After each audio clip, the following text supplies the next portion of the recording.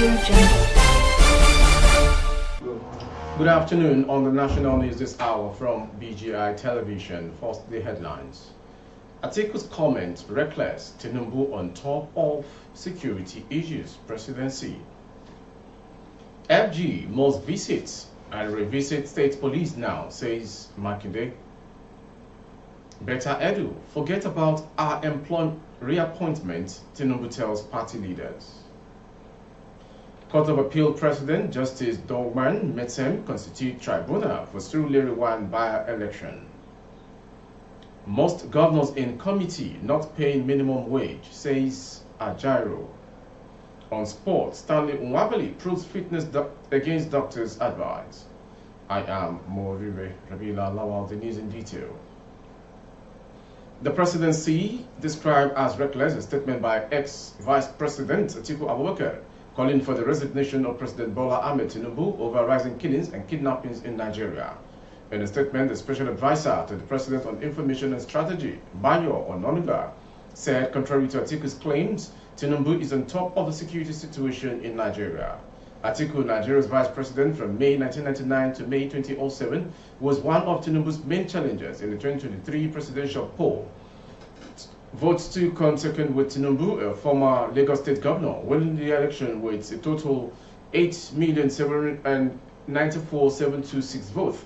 Atiku, the candidate of the main opposition People's Democratic Party (PDP), earlier on Tuesday, descended on Tinubu for playing fiddle while Nigeria is drowning in the ocean of insecurity. To imagine that the commander-in-chief on a so-called private visit while kidnappers killed a nursing mother and grandmother in Abuja for failing to pay 90 million naira and 2 monarchs in Ekiti, among others, Atiku wrote in a post on his X handle. However, in a response, the presidency said Atiku's statement accusing Tinubu of fiddling amid some security and economic challenges is, to say the least, reckless and fell short of what is expected from an elder statesman. We like to believe that Alhaji Atiku Abubakar is still not nursing hangover of his electoral defeat and now latches on any issue to attack President Tinubu. President Tinubu did not travel without informing Nigerians of his whereabouts. He announced a private visit to France and announced a return death. The Oyo State Governor, Seyi Makinde, on Tuesday said the establishment of state police is an idea whose time has come, noting that it has become imperative to surmount the security challenges facing different parts of the country. The governor will maintain that the refusal of the federal government to approve Southwest Governor's demand to establish state police a few years ago led to the establishment of the Western Nigeria Security Network Agency, codenamed Amotekun, said it is important for the federal government to revisit the matter. Makinde stated these when he received the Conference of Speakers of State Legislatures Southwest Chapter, led by its chairman and Speaker of Ekiti State House of Assembly, Right Honorable Adeoye Aribasuri. The Speaker has paid a courtesy visit on the governor in his office in Ibadan over the January 16 explosions in Bodija. The governor maintained that there is need for collaboration and cooperation between the executive arm of government and the legislators to deliver dividends of democracy and bring development to the people. President Bola Tinubu has ruled out the possibility of reinstating Dr. Betta Edu as Minister of Humanitarian Affairs and Poverty Alleviation.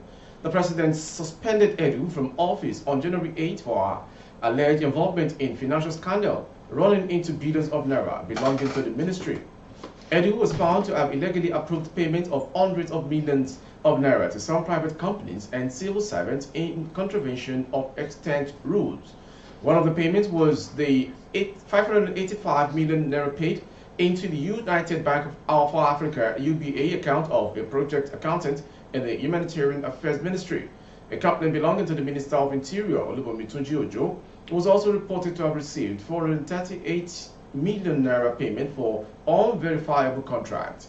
The suspended minister is currently being investigated by the Economic and Financial Crimes Commission (EFCC), while Tunji Ojo is being investigated by the Independent Corrupt Practices and Other Related Offences Commission. However, some prominent chieftains of the All Progressive Congress (APC) are reported to be mounting pressure on the president to give Edu a soft landing.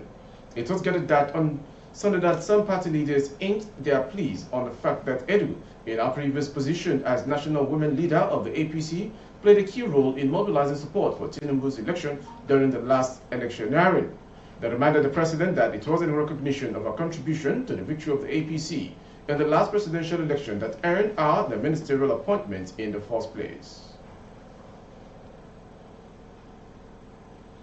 To the next story, the President of the Court of Appeal, Justice Monica Dogwen Mesem, has constituted the National and State Houses of Assembly Election Petition Tribuna to hear and determine petitions that may arise from the conduct of Surulere 1 Federal Constituency by-election for 2024.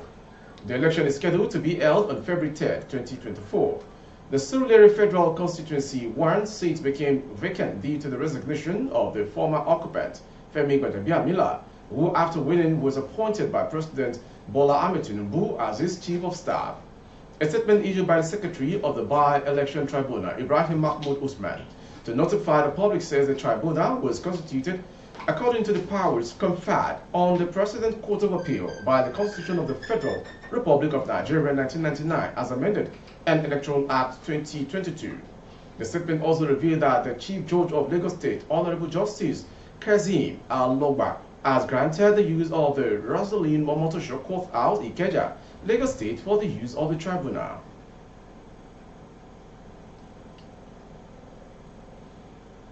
The President of the Nigeria Labour Congress NLC, Joe Ajaero, says most governors of the 37 members tripartite committee on minimum wage are guilty of not complying with the proceed-based pay structure. Vice President Kashim Shettima had inaugurated a committee in Abuja earlier on Tuesday, saying the decision was aimed at ensuring a decent living wage and in compliance with the existing National Minimum Wage Act of 2019, which will expire in a few months from now.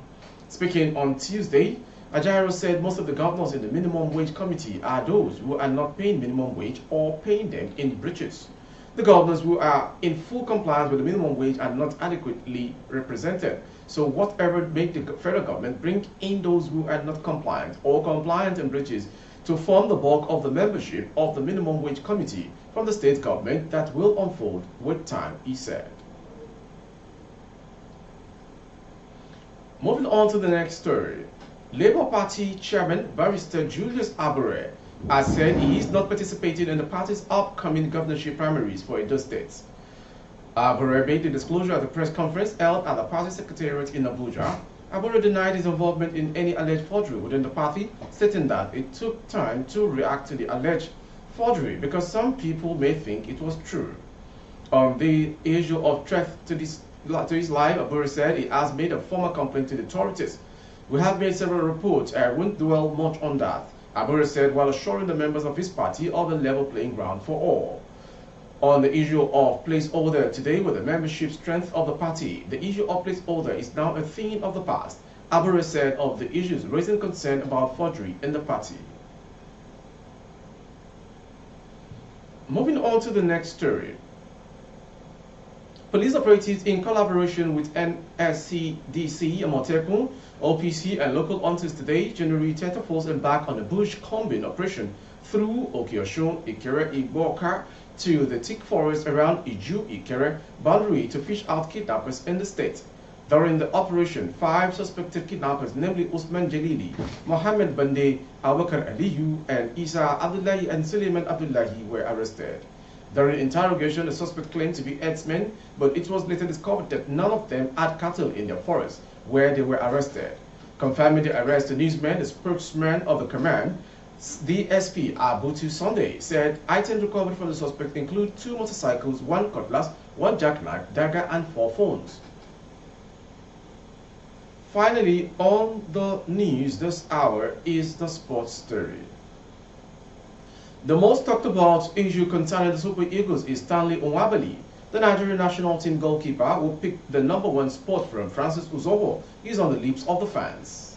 The Super Eagles booked their ticket for the quarterfinal, where they will play against the Palanca Negris on Friday, but fans believe that Stanley Nwabali is vital to their success. The goalkeeper picked an injury in the round of 16 games against Cameroon, and Uzoho took his place for the remainder of the 2-0 victory. There are fears that the Chippa United goalkeeper, who has conceded only 1 goal in the 4 games played so far, will not be available for all-important clash against Angola. The goalkeeper is the most monitored in the Nigerian side, but mixed signals are coming from the Super Eagles camp concerning the fitness of the goalkeeper.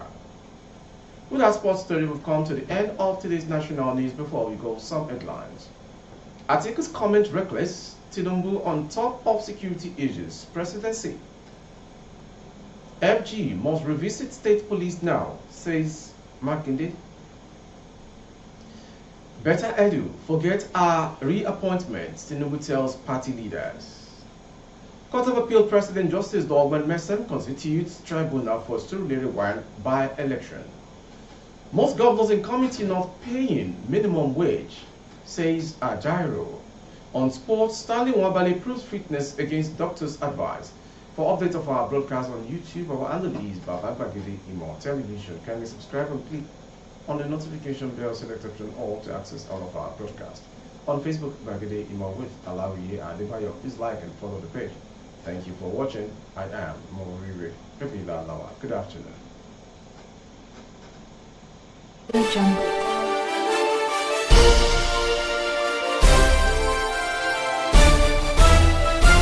Audio Jungle.